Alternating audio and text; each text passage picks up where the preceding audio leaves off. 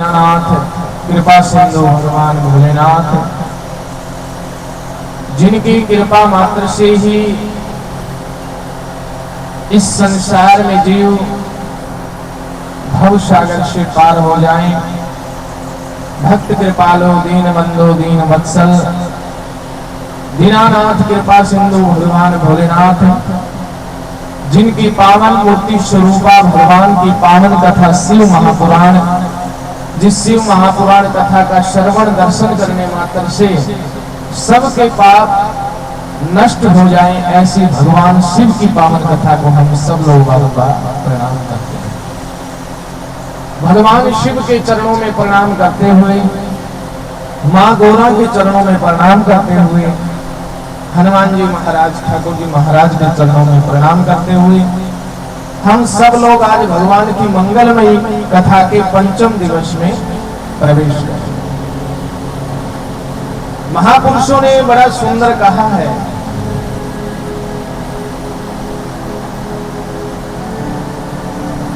महापुरुषों ने कहा है, बड़े भाग मानुष तन पावा, शुर दुर्लभ सब ग्रंथ ही गावा। इस मनुष्य तन की देवता लोग भी सराहना करते हैं।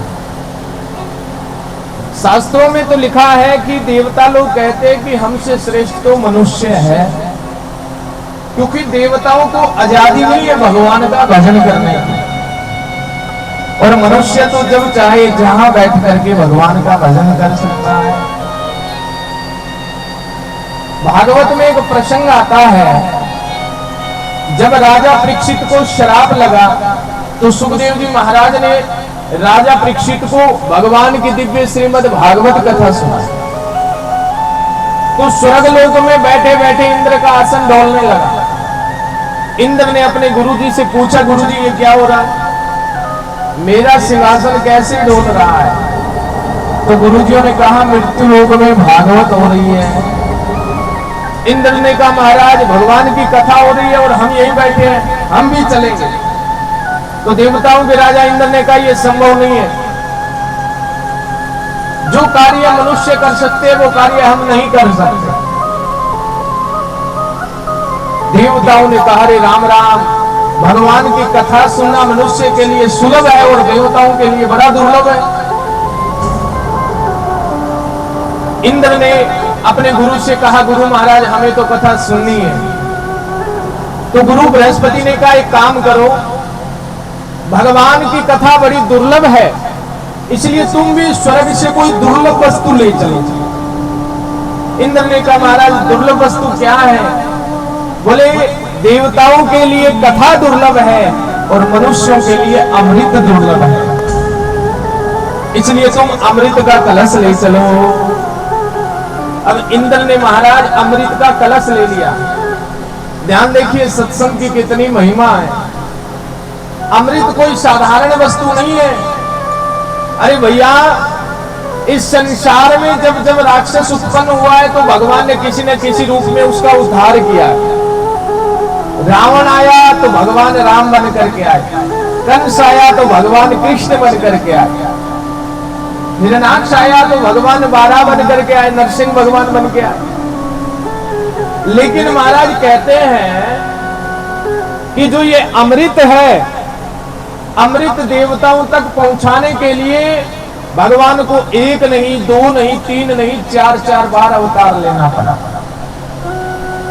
तो अब बताओ, अमृत महाराज हम लोगों को इतना सहज से कैसे सुलभ हो सकता है? इतनी दुर्लभ वस्तु है। लेकिन इंद्र ने कथा के बदले में महाराज अमृत लौटाना भी सहज समझा, क्योंकि रावण जब हुआ तो भगवान का एक ही अवतार हुआ, राम अवतार, और जब इस संसार में कंस हुआ तो भगवान का एक ही अवतार हुआ, कृष्ण अवतार। लेकिन जो अमृत है वो देवताओं तक पहुंचाने के लिए भगवान को 4 अवतार लेने पड़े। कैसे? समुद्र मंथन की कथा आपने सुनी है तो उसमें सुना होगा कि भगवान मत्स्य रूप पहले धारण करते हैं, कछुए का रूप धारण करते हैं, और मत्स्य रूप धारण करके भगवान मंदराचल पर्वत को अपनी पीठ के ऊपर स्थापित करते हैं।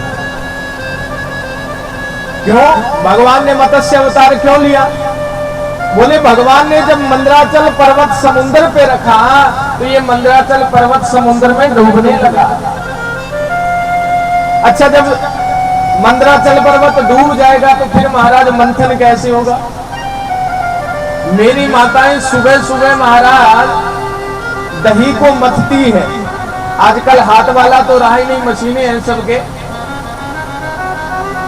लेकिन मशीन भी मानो कि वो दही को मथती है तो वो दही को तभी तक मथती है जब वो दही से थोड़ी ऊपर है। अगर वो पूरी मशीन दही में डूब जाए तो फिर वो उसको मथ नहीं पाएगी। तो मंदराचल पर्वत अगर पूरा समुद्र में डूब जाएगा तो समुद्र का मंथन कैसे करेगा? तो इसलिए सब देवताओं ने भगवान से प्रार्थना करी कि भगवान हम पर कृपा करो। तब भगवान हरि ने पहला अवतार धारण किया, मत्स्य अवतार, कच्छप अवतार, कछुए का रूप धारण किया। भगवान ने कच्छप अवतार धारण करके मंदराचल पर्वत को अपनी पीठ पे रखा। अच्छा, मंथन होने लगा।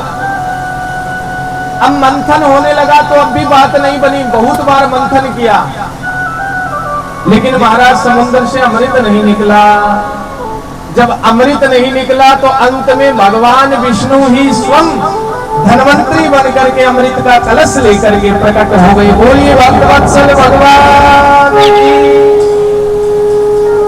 भगवान ही अमृत का कलश लेकर के प्रकट हो गए। ये कौन सा अवतार हुआ? ये भगवान का दूसरा अवतार हुआ।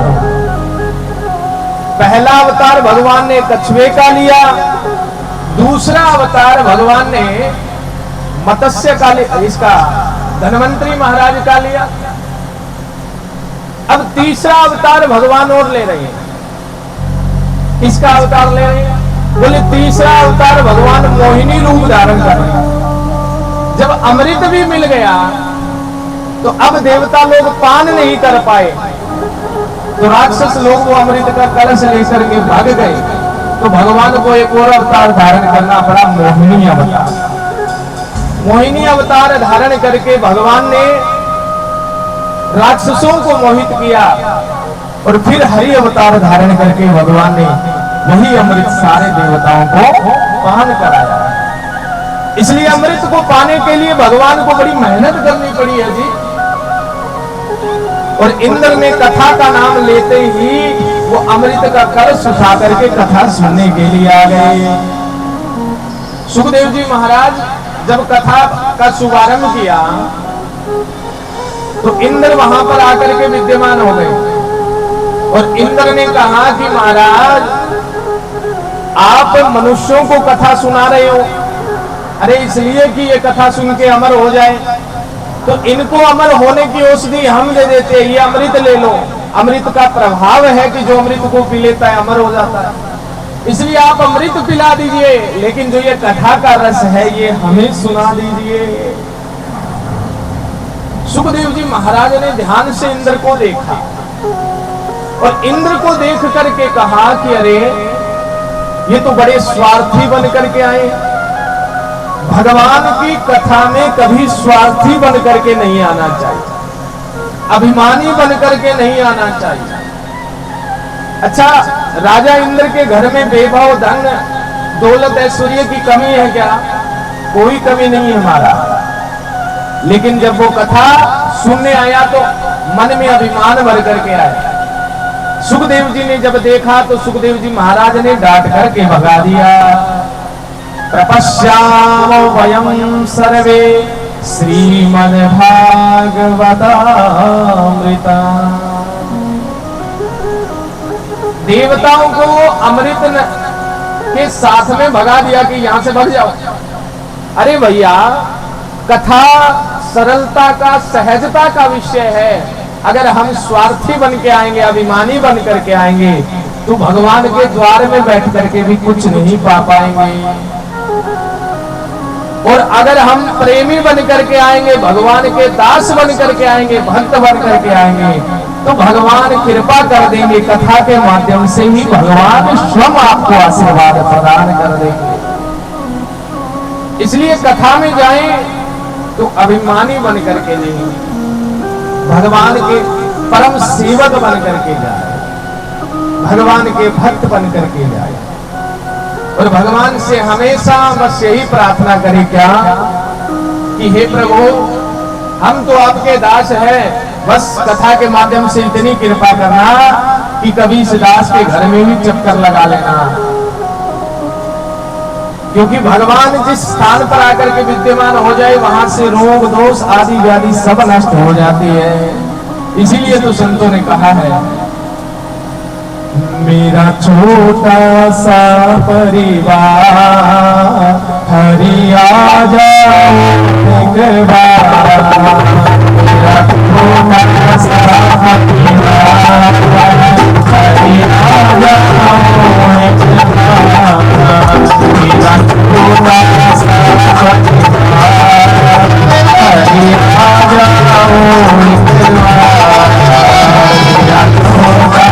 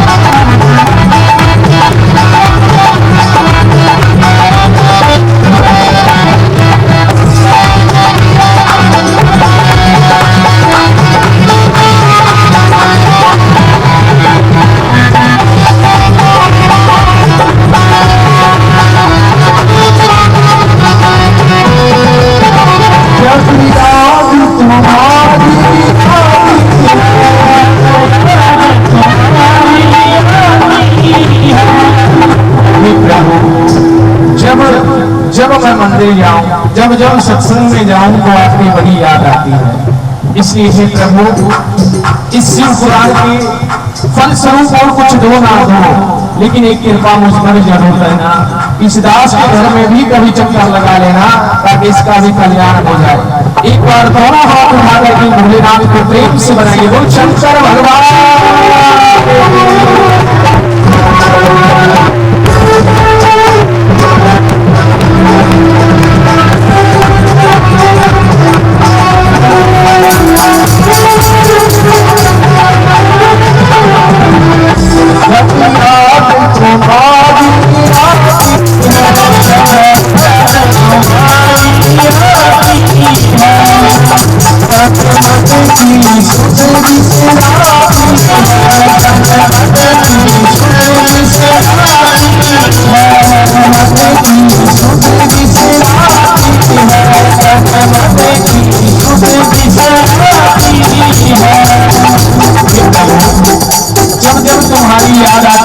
तो ये तन भी बस तुम्हें ही याद करता रहता है।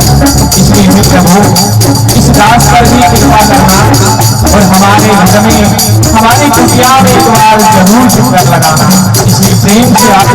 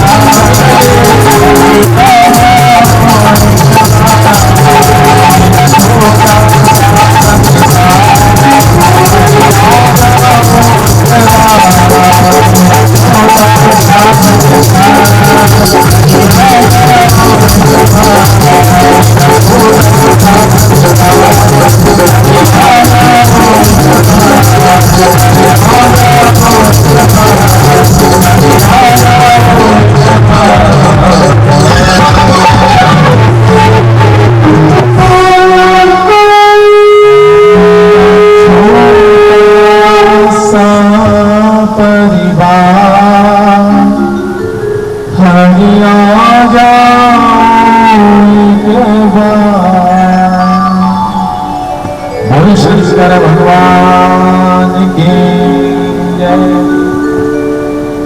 आइए भगवान शिव की कथा का कल हम लोगों ने विश्राम किया, वहीं से शुभारंभ करें। कल हम सब लोगों ने बड़ा सुंदर भगवान शिव और मां सती का पावन चरित्र सुना। भगवान शिव बारात लेकर के आए और बड़ी अनोखी बारात लेकर के आए। राजा दक्ष ने मां सती का कन्यादान किया और मां सती को विदा किया। सब कार्य मंगल होने के बाद में भगवान शिव मां सती को कैलाश पर लेकर के आए हैं।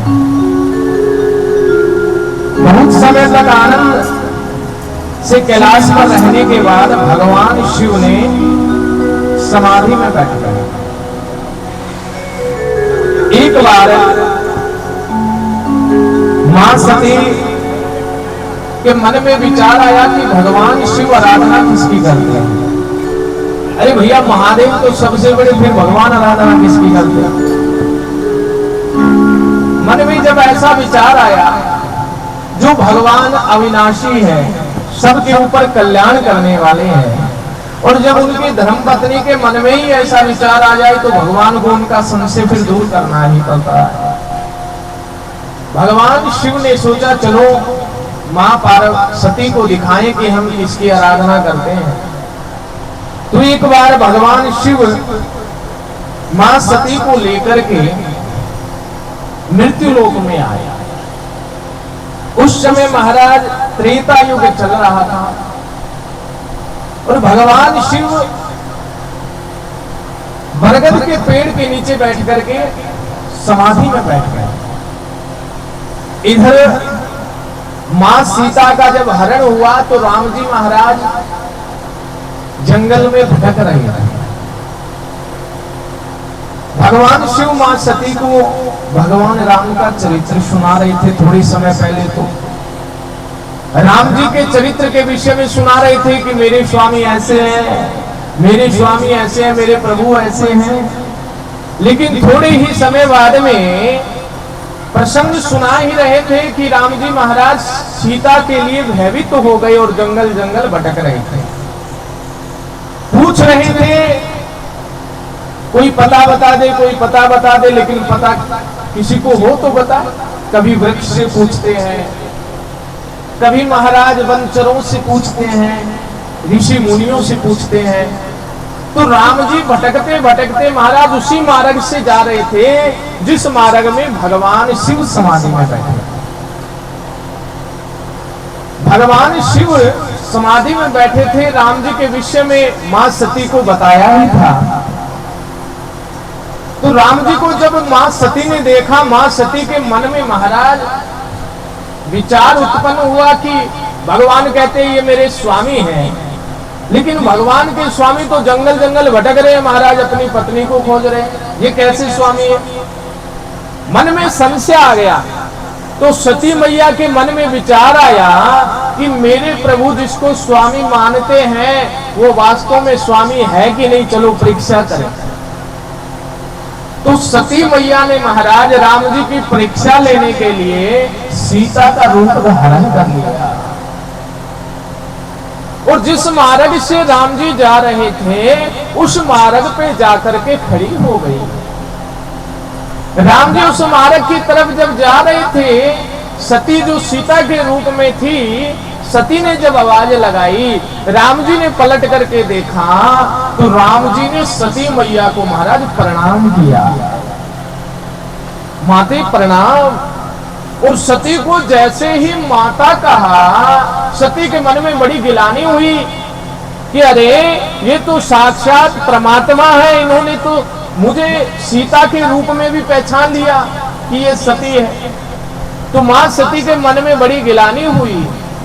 राम जी ने सती मैया से कहा, रे मैया ये तो भगवान की लीला है, इसलिए मैं जंगल जंगल में सीता को खोज रहा हूं, नहीं तो सीता तक तो मैं एक क्षण में पहुंच जाऊं। ये प्रभु की लीला है, क्योंकि अगर सीता का हरण जब रावण ने किया, राम जी जाना चाहते तो क्षण भर में महाराज लंका पहुंच जाते, क्योंकि परम पिता परमात्मा है, ईश्वर है, उनको कोई दोष नहीं है।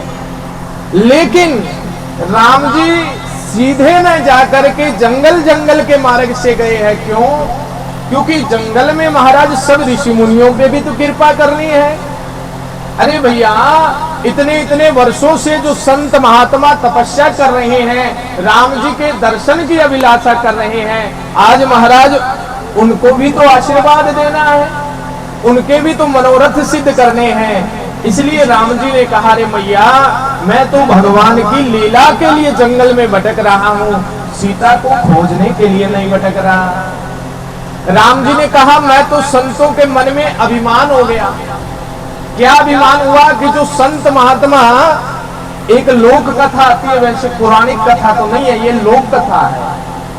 बोले राम जी जब जंगल में गए, सीता मैया का राजा जनक के यहां से विवाह करके लाए और भगवान राम को जब वनवास हो गया चित्रकूट में, सीता मैया के साथ में राम जी बड़े आनंद से रहते थे। क्योंकि राम जी का और सीता का आपस में मतभेद नहीं हुआ, कभी झगड़ा नहीं हुआ।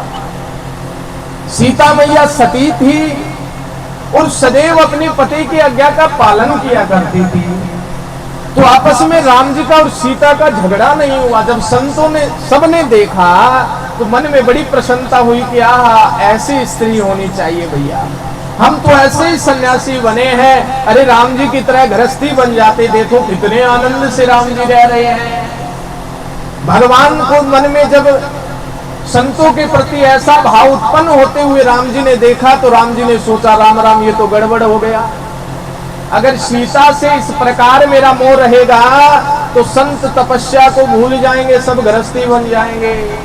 तो राम जी ने क्या किया, लीलार्थ भगवान से प्रार्थना की, और नारद जी का श्राप तो दिया हुआ था ही कि एक जन्म आपका ऐसा होगा जिसमें वन वन आप भटकोगे स्त्री के लिए।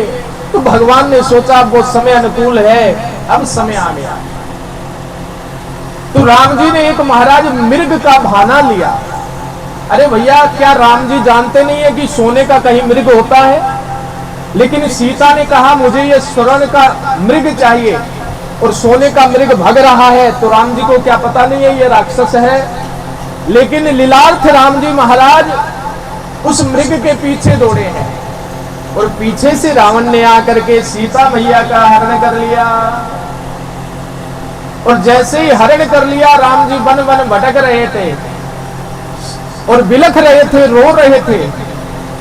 तो सब संतों ने सोचा कि अरे राम राम, विवाह करना तो अच्छी बात है, लेकिन विवाह होकर के ये रोना महाराज सबसे बड़ी बात है। विवाह होना तो अच्छी बात है कि राम और सीता की तरह प्रेम हो जाए, लेकिन जब बिछोड़ना होता है तब बड़ा रोना होता है। इसलिए सब संतों ने कहा भैया हम तो अपनी मस्ती में मस्त है, भगवान का भजन करेंगे, इसी में आनंद है, गृहस्थ जीवन में प्रवेश नहीं करेंगे। तो भगवान को संतों का मोह भी तो भंग करना था। एक नगरी में एक संत महात्मा एक कुटिया बना करके रहते थे, तो उनका एक शिष्य बन गया गृहस्थी। और गृहस्थी जब शिष्य बन गया, वो कोई भी काम करता महाराज जी से पूछ के करता, महाराज जी ये कर ले, महाराज जी ये कर ले। महाराज जी ने कहा हाँ भैया कर लो। अच्छा, धीरे धीरे उसके बच्चे बड़े हो गए, बेटी विवाह के योग्य हो गई। तो उसने गुरुजी से पूछा, गुरुजी बेटी का विवाह कर दे? बोले हाँ कर दो। तो उसने एक शर्त रख दी कि गुरुजी मैंने कभी आपको पूछे बगैर कोई काम नहीं किया है, तो आज भी कोई काम नहीं करूंगा। मेरी बेटी का विवाह है, आपको मेरे घर जरूर आना पड़ेगा। अब महाराज जी ने कहा देखो भैया, मुझे गृहस्थ जीवन का अनुभव नहीं है, गृहस्थियों की क्या संस्कार होते हैं, क्या प्रोग्राम होते हैं, मुझे नहीं पता, इसलिए मैं विवाह शादी में नहीं जाता। लेकिन शिष्य ने बार बार जिद की कि मैंने आपको गुरु माना है, तो आपको मेरे घर आना चाहिए। और शिष्य ने यहां तक कह दिया कि गुरुजी अगर आप नहीं आओगे तो मैं अपनी बेटी की शादी कैंसिल कर दूंगा। अब गुरुजी ने कहा भैया बड़ी समस्या हो गई। महाराज जी ने कहा, अपने शिष्य को जब रोते हुए देखा तो मन में विचार आया कि अरे मेरे जाने से अगर इसके घर के सारे कार्य मंगल होते तो अपने को क्या है, चलते। लेकिन एक बात हमेशा याद रखिए, जिस प्रकार बाप और बेटे का संबंध होता है, उसी प्रकार महाराज गुरु और शिष्य का संबंध होता है। जिस प्रकार पिता अपने पुत्र को कभी गलत मार्ग नहीं दिखाता है, उसी प्रकार गुरु भी कभी अपने शिष्य को महाराज गलत मार्ग नहीं दिखाता है। गुरु जी ने कहा अच्छा भैया चलो ठीक है, जिस दिन शादी होगी उस दिन हम आ जाएंगे। अब महाराज शिष्य को तो कह दिया, लेकिन गुरुजी को टेंशन हो गई। गुरुजी को क्या टेंशन हो गई कि शादी में कैसे जाएंगे, शादी में क्या होता है। अब गुरुजी कभी गए नहीं तो गुरुजियों को पता नहीं। अच्छा, अपने आस पड़ोस में पूछ रहे हैं, पूछ भी किससे रहे हैं, संतों से पूछ रहे हैं जो स्वयं महाराज सन्यासी। उनसे पूछा कि अरे भैया विवाह में क्या होता है, तो किसी एक संत ने कह दिया महाराज विवाह में कुछ नहीं होता, विवाह में केवल रोना होता है। महाराज जी ने कहा राम राम, ये तो बड़ी समस्या है, हमें रोना तो आता ही नहीं। बोले महाराज विवाह में जाओगे तो रोना पड़ेगा, क्योंकि जिसने जो देखा उसने वही बता दिया, क्योंकि संतों का कभी काम पड़ा नहीं, और जिसका काम पड़ा उसने उल्टा सीधा महाराज जी को ऐसे ही बता दिया कि विवाह शादी में रोना पड़ता है। अब महाराज जी ने कहा, ओ राम राम भैया, ये तो बड़ी विकट समस्या, हम रो तो नहीं सकते। बोले महाराज जी रोना तो पड़ेगा, शिष्य की शादी में जाओगे तो। महाराज जी ने कहा अच्छा, अरे भैया हमने उसको वचन दे दिया, अब जाना तो पड़ेगा। ऐसे करते करते महाराज शादी का दिन आ गया। महाराज जी अपने शिष्य के घर जाने लगे, लेकिन रास्ते में केवल यही सोच रहे हैं कि अरे भैया मैं घर जा तो रहा हूं, लेकिन रोऊंगा कैसे, रोएंगे कैसे। अब मन में विचार करते करते महाराज जी ने रास्ते से महाराज वो आंख पे लगाने वाली विक्स को ले लिया, जिसको हम जुकाम हो जाता है नाक पे, मस्तिष्क में, छाती पे लगाते। महाराज जी ने सोचा कि भैया ऐसे तो रोना आएगा नहीं, नेक थोड़ी आंख के आगे विक्स लगा लेंगे तो अपने आप पानी आने लग जाएगा।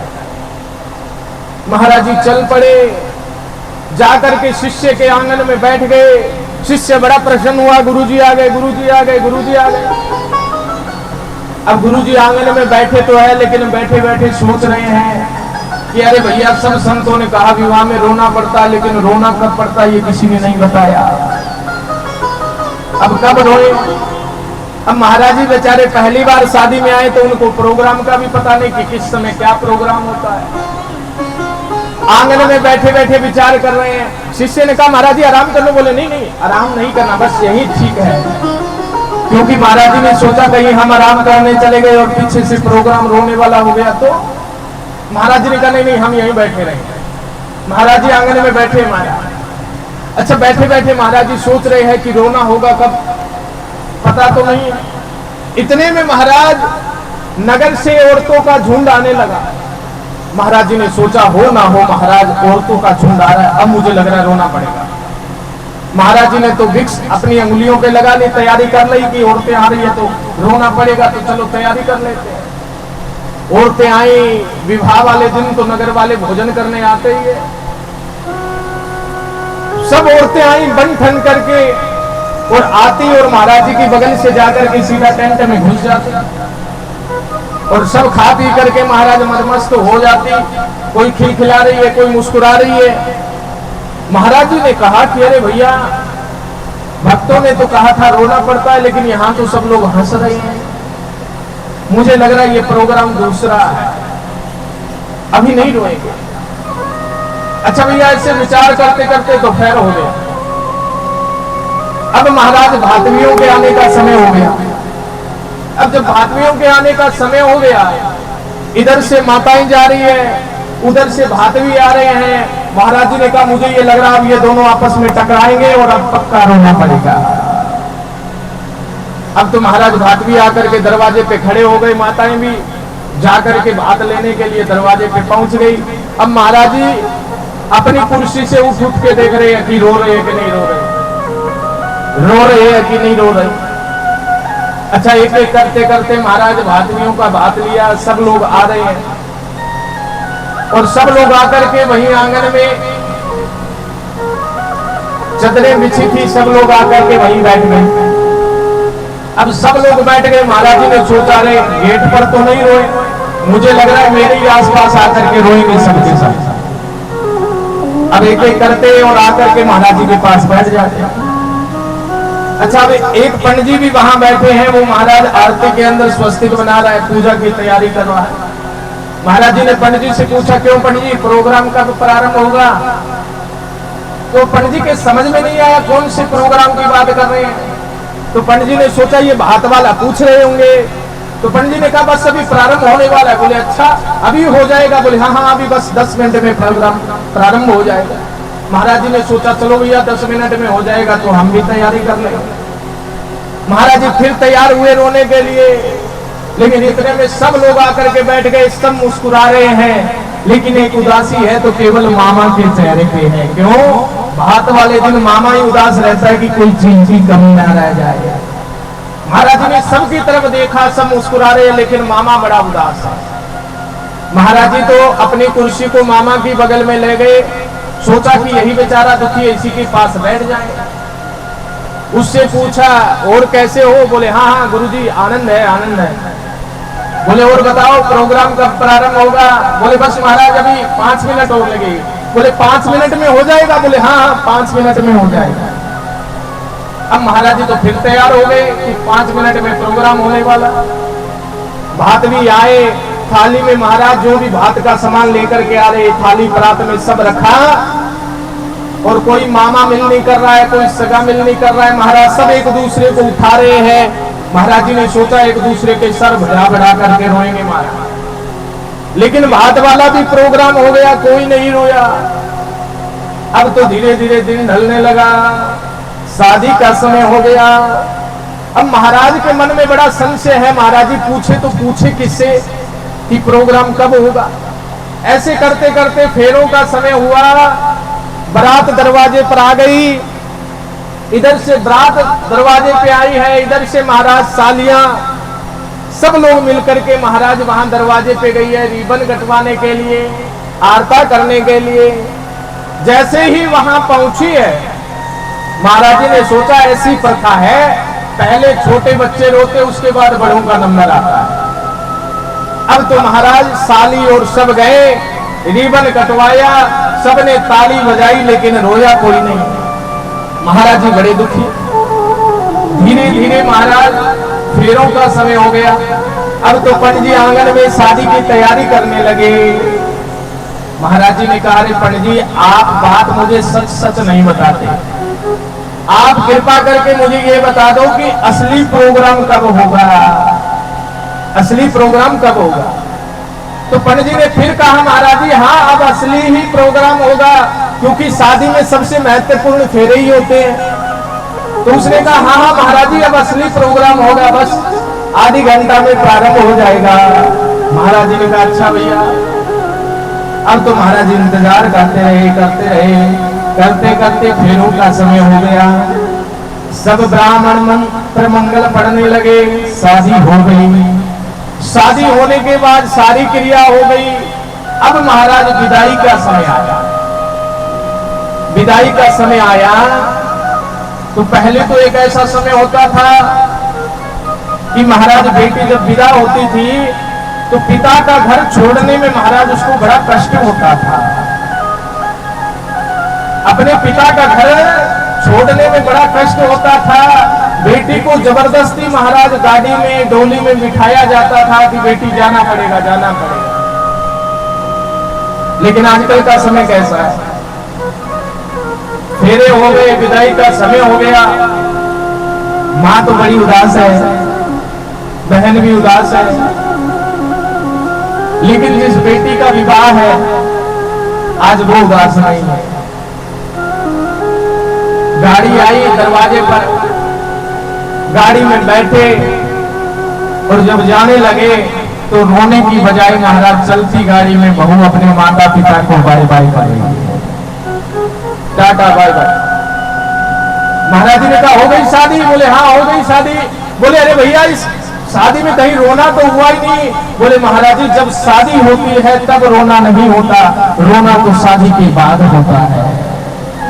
जब शादी हो जाती है उसके बाद होता है, क्योंकि वो तो खुशी का अंतिम दिन होता है, उस दिन तो सब हंसते हैं महाराज।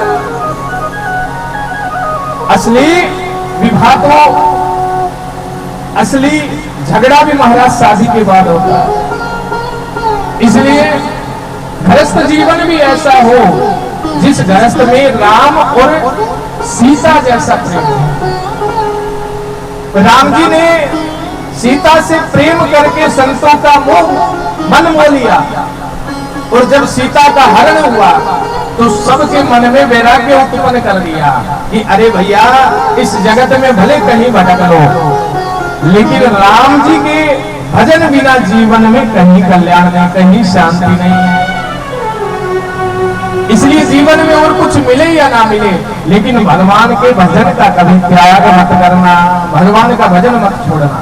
इसलिए भगवान से एक ही प्रार्थना करें क्या, मैं तुझको सदा तेरू दयालु दया करो, मैं तुझको सदा तेरू दयालु दया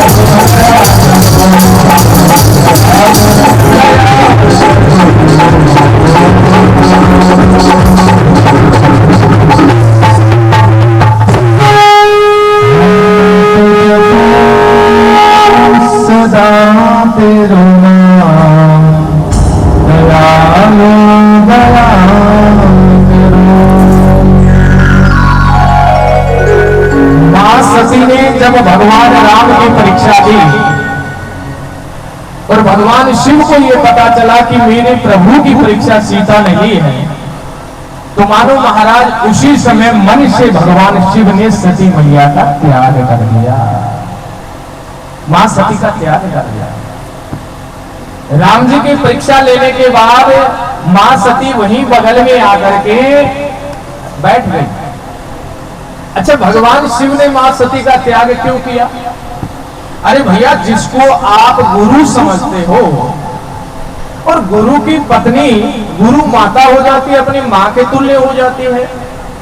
भगवान शिव ने कहा, जब सती ने सीता का रूप धारण कर लिया तो मैं राम जी को अपना स्वामी मानता हूं, अपना ईश्वर मानता हूं, भगवान मानता हूं, गुरु मानता हूं। और जब उसका रूप धारण कर लिया, उनकी पत्नी का रूप धारण कर लिया, तो वो मां के तुल्य हो गई।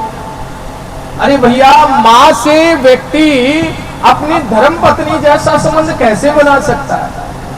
तो भगवान शिव राम के इतने प्रिय है कि जब महाराज सती ने सीता का रूप धारण किया, उसी समय मानो महाराज भगवान शिव ने मां सती का त्याग कर दिया।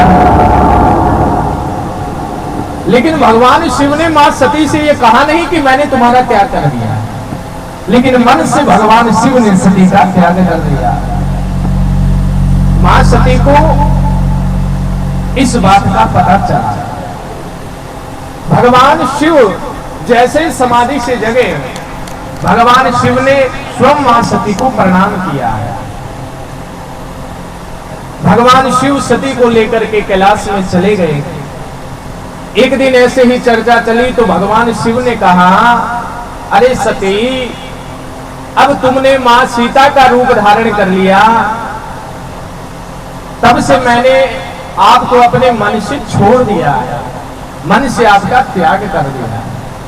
सती मैया के मन में भी बड़ी गिलानी हुई। भगवान शिव से प्रार्थना की कि हे भोलेनाथ, मैंने अज्ञानतावश सीता का रूप धारण किया, इसलिए रूप धारण किया कि मेरा स्वामी हरदम जिसका राम राम राम राम का जाप करता है, वो तो स्वयं महाराज जंगल जंगल अपनी पत्नी को खोजने के लिए भटक रहे हैं, तो वो कैसे स्वामी है। इसलिए मन में मेरे ऐसा जब भाव आया तो मैंने राम जी की परीक्षा लिया। भगवान शिव ने कहा, अच्छा किया, अगर आपने राम जी की परीक्षा ले ही ली है तो मैंने आपको अपने मन से त्याग दिया है। अब सीता मैया ने भी कहा कि हे प्रभु, अगर आपने मुझे त्याग दिया है तो ये शरीर मैं भी नहीं रखना चाहती, लेकिन आप मुझ पर ऐसी कोई कृपा कीजिए कि मेरा ये शरीर नष्ट हो जाए और मुझे दोबारा जब शरीर मिले तो दोबारा मैं भी आपकी धर्म पत्नी बन करके प्रकट हो जाऊं। बोल शंकर भगवान।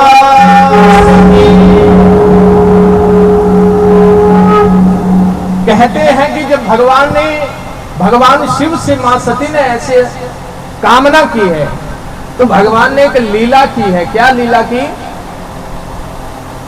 कि जो सती के पिता है महाराज राजा दक्ष, ब्रह्मा जी ने सोचा कि सृष्टि बहुत बढ़ गई है, मैं अकेला सृष्टि को संभाल नहीं सकता, इसलिए ब्रह्मा जी ने राजा दक्ष को बुलाया और कहा, अरे राजा दक्ष इधर आओ, आज से भैया मैं पूरी पृथ्वी का भार तुम्हें संभलाता हूं। आज के बाद तुम प्रजापति बन गए। एक बात हमेशा याद रखिए, जब कोई पद आ जाता है अपने जीवन में, कोई पद मिल जाता है, सरपंच बन गए, जिला पार्षद बन गए, वार्ड मेंबर बन गए, तो महाराज मन में अभिमान जन्म ले लेता है, अहंकार जन्म ले लेता है। पद के साथ में अभिमान आना सुनिश्चित हो जाता है। राजा दक्ष को जब प्रजापति बनाया तो राजा दक्ष के मन में भी अभिमान आ गया। क्यों? प्रजापति कोई छोटा पद नहीं होता। अरे देवताओं के राजा इंद्र है, इंद्र से भी बड़ा पद प्रजापति का होता है। तो राजा दक्ष जब प्रजापति की घोषणा हुई तो राजा दक्ष ने सभी देवताओं को बुलाया, यज्ञ के लिए सम्मेलन किया कि अरे भैया एक बहुत बड़ा यज्ञ करने जा रहा हूं, पहले आप सब देवता लोग आकर के एक बार मुझे अपने आशीर्वाद दे। सभी देवता आकर के एक बार मेरा प्रजापति जो बना हूं वो पद आप सब लोग मेरा स्वीकार करें। तो ऐसा मन में विचार करके उन्होंने एक सभा रखी। सभा के अंदर सब आए, सब देवता लोग आए, ब्रह्मा विष्णु महेश्वर भी सब आए। सब लोग जब आ गए तो उनके बाद में महाराज प्रजापति आते।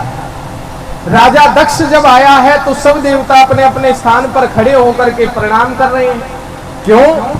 अपने से श्रेष्ठ कोई जब आता है तो अपने को अपने स्थान पर खड़े होकर के प्रणाम करना चाहिए।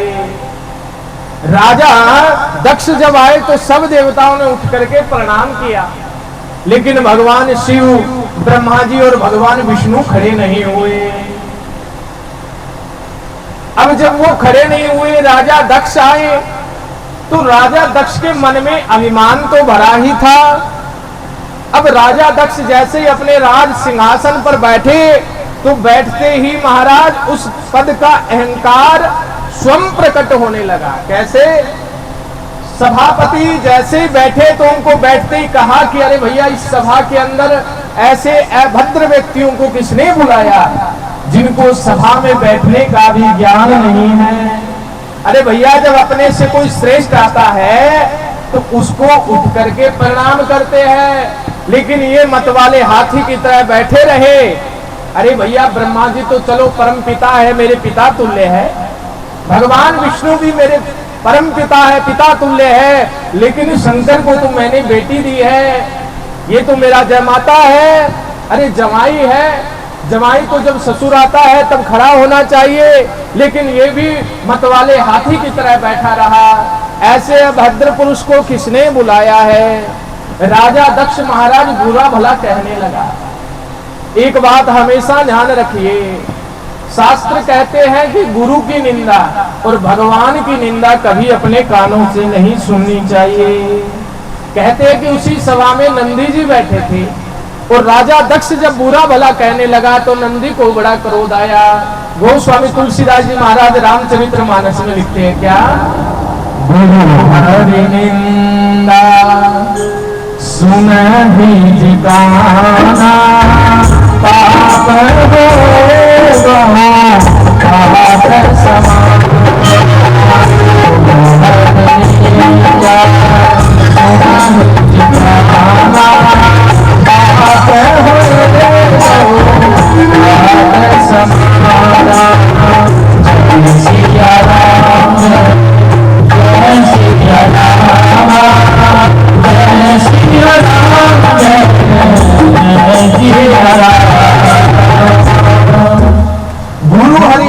सुनहि जहि काना पाप होत गौ घात समाना। आहा, अब तो महाराज नंदी जी को बड़ा क्रोध आया, क्योंकि नंदी जो है भगवान शिव को अपने गुरु मानते हैं। नंदी को क्रोध आया, मेरे गुरु को बुरा भला कहते हैं। नंदी ने क्रोध में आकर के कहा, अरे दुष्ट राजा, तुम्हें पद का अभिमान हो गया है, इसलिए जा, जिस अपने मुख से तू भगवान शिव को बुरा भला कह रहा है वो सर तुम्हारा बकरे का हो जाए।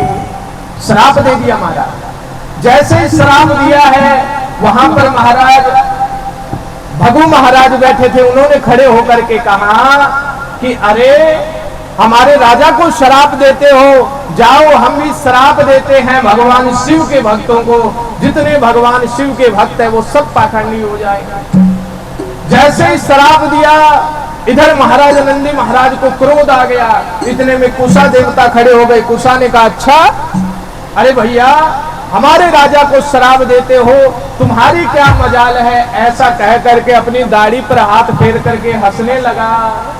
भगवान शिव तो वहां शांति ही रहे महाराज, और भगवान शिव ने कुछ नहीं बोला। भगवान शिव उस सभा से खड़े होकर के चलने लगे। जैसे भगवान शिव चलने लगे, नंदी जी ने कहा, प्रभु आपको ये बुरा भला कह रहा है?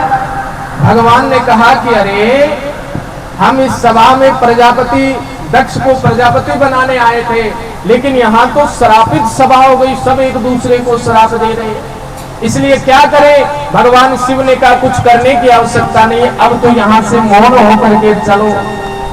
भगवान शिव जाने लगे हैं नंदी के साथ, और कहते हैं कि भगवान शिव कैलाश में जाकर के समाधि में बैठ गए।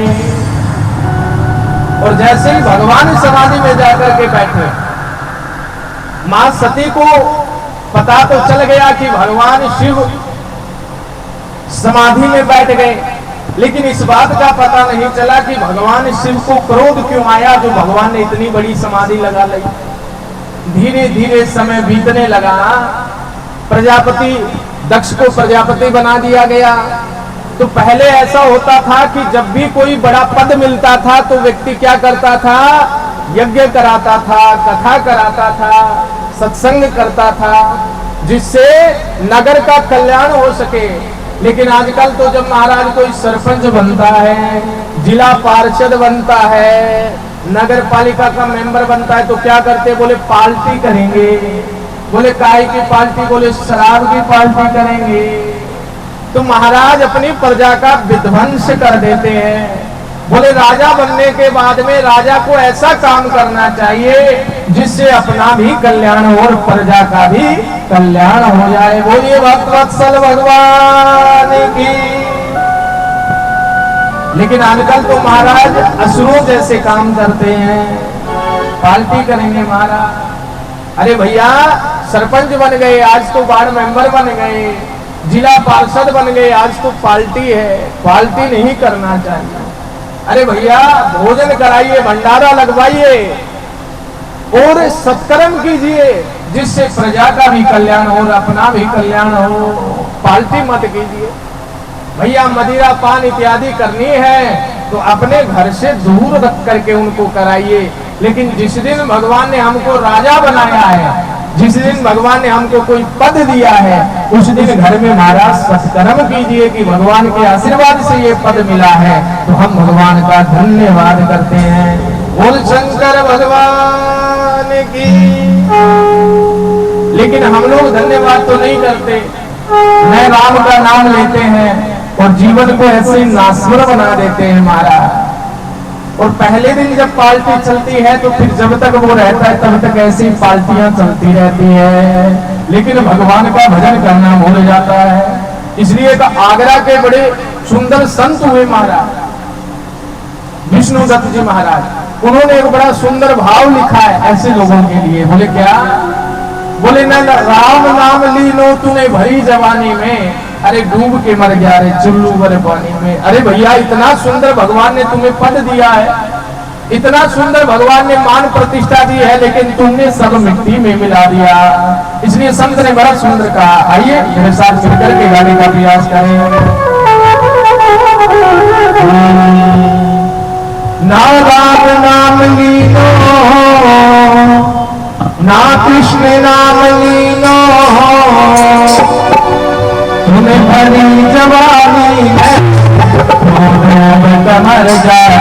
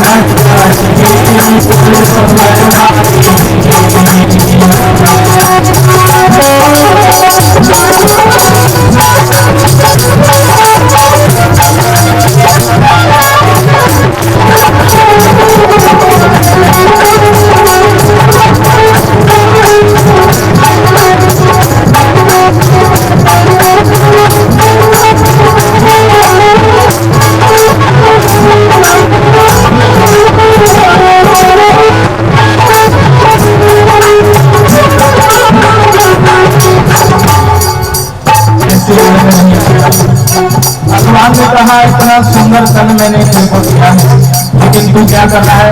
बोले मान बढ़ाई जब से आई, मान बढ़ाई जब से आई, तब से किस्मत फूटी और स्वामी स्वामी भजने लागी, लगन राम से छूटी।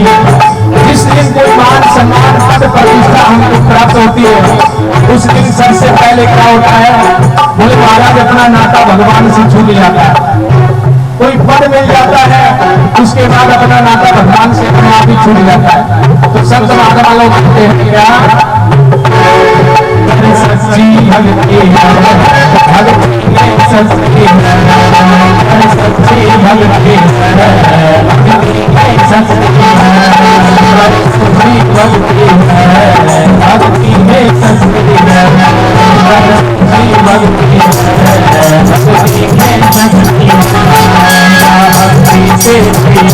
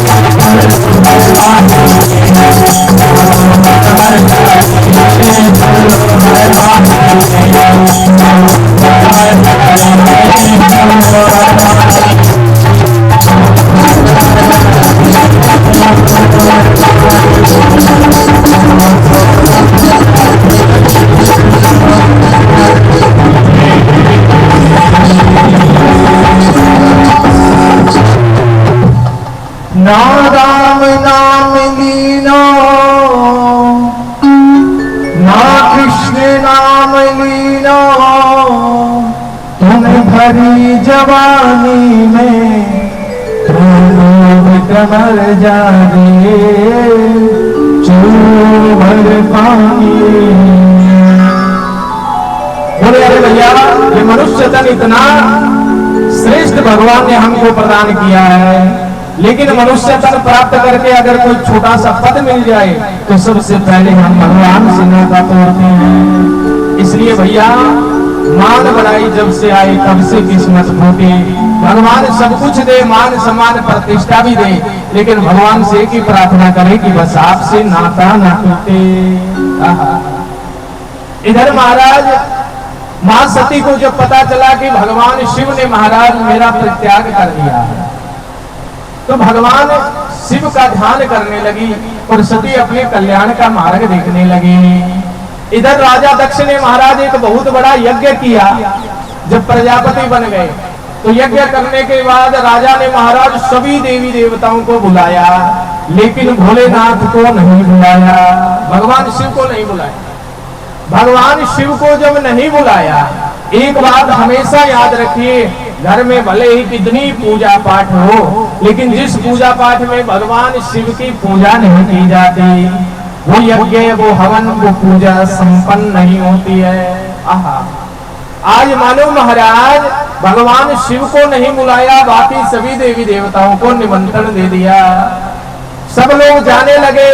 लेकिन एक बात हमेशा याद रखिए, जब इस बात का पता चल जाए पड़ोसियों को कि बगल में पड़ोस में विवाह है और इस पड़ोसी को नहीं बुलाया गया, तो पड़ोसी महाराज सबसे ज्यादा उसी पड़ोसी को जाके छेड़ता है। अरे चले विवाह में, अरे चले विवाह में, माताएं बारी बारी आएगी, चले गीत गाने, तो वो कहेगी नहीं नहीं आज तो नहीं जाएंगे, हमें समय नहीं है। बोले नहीं नहीं चलते हैं, क्योंकि उसको पता है कि इसको विवाह में बुलाया नहीं गया है। इसी प्रकार देवता लोग भी है महाराज, जब पता चला कि भगवान शिव और सती को बुलाया नहीं गया उत्सव में, तो सारे देवता लोग अपना अपना विमान लेकर के कैलाश के ऊपर से आ रहे, और मां सती देख रही है कि आज ये सब देवता लोग जा रहे कहाँ हैं। मां सती ने महाराज एक गंधर्व से पूछ ही लिया कि अरे भैया आप सब लोग कहां जा रहे हो? तो उन्होंने कहा आपको पता नहीं? बोले नहीं मुझे तो नहीं पता, कहां जा रहे हो? बोले अरे मैया रानी हम सब लोग आपके पिता के घर जा रहे हैं। राजा दक्ष ने बहुत बड़ा यज्ञ किया, आपको पता नहीं? अरे पिता के घर में यज्ञ है, आपको पता नहीं? मां सती ने जैसे ही सुना, मां सती के मन में बड़ी गिलानी हुई कि मेरे पिता के घर में यज्ञ है और पिता ने मुझे नहीं बुलाया। देवता लोग भी इस बात को भली भांति जानते थे, इसलिए शास्त्र कहते हैं कि महाराज पड़ोसी अच्छा मिले ये भगवान की कृपा है, नहीं तो हर पड़ोसी महाराज एक दूसरे की टांग खींचने वाला ही मिला करता है। देवता लोग भी महाराज सती से जबरदस्ती कह रहे हैं, बार बार वहीं से कैलाश के ऊपर से घूम के आ रहे हैं और सती से कह रहे हैं तुम्हें नहीं बुलाया? अरे तुम्हें नहीं बुलाया, तुम्हारे पिता के घर में यज्ञ हो रहा है, तुम्हें नहीं बुलाया। अब सती मैया के मन में बड़ी गिलानी हुई। सती मैया ने सोचा भोले बाबा तो समाधि में बैठे हैं, अब भोले बाबा से पूछूं कैसे? अरे भैया कुछ स्थान ऐसे होते हैं जहां बगैर पूछे जा सकते हैं। कौन कौन से स्थान? बोले एक गुरु का स्थान और एक पिता का स्थान, ये दो स्थान ऐसे होते हैं जहां बगैर बुलाए ही हम लोग जा सकते हैं। तो सती ने कहा मेरे पिता के घर में यज्ञ हो रहा है, मुझे नहीं बुलाया तो भी मैं जा सकती हूँ, लेकिन भगवान शिव समाधि में बैठे जाऊं कैसे? अब मां सती ने देखा कि भगवान शिव की समाधि कैसे टूटे। मां ने गंधर्व किन्नरों को बुला करके वहां नृत्य गान कराया है, लेकिन भगवान शिव की समाधि नहीं खुली महाराज। जब भगवान शिव की समाधि नहीं खुली, मां सती महाराज बड़ी दुखी हुई। अंत में मां सती नारद जी महाराज को बुलाया है और नारद जी महाराज आकर के भगवान शिव की समाधि को खुलाते हैं। बोलिए शंकर भगवान की। भगवान शिव की समाधि खुली है और मां सती भगवान शिव को प्रणाम कर रही है और भगवान शिव से कह रही है कि भोले बाबा मेरे पिता के घर में यज्ञ है और मुझे यज्ञ में जाना है। भगवान शिव ने कहा अरे देवी बगैर बुलाए कहीं नहीं जाना चाहिए, सम्मान नहीं मिलता है। बगैर बुलाए कहीं नहीं जाना चाहिए, सम्मान नहीं मिलता है। बोले अरे मैं तो अपने पिता के घर जा रही हूँ। भगवान शिव ने समझाया आवत ही हर से नहीं, नैनन नहीं सने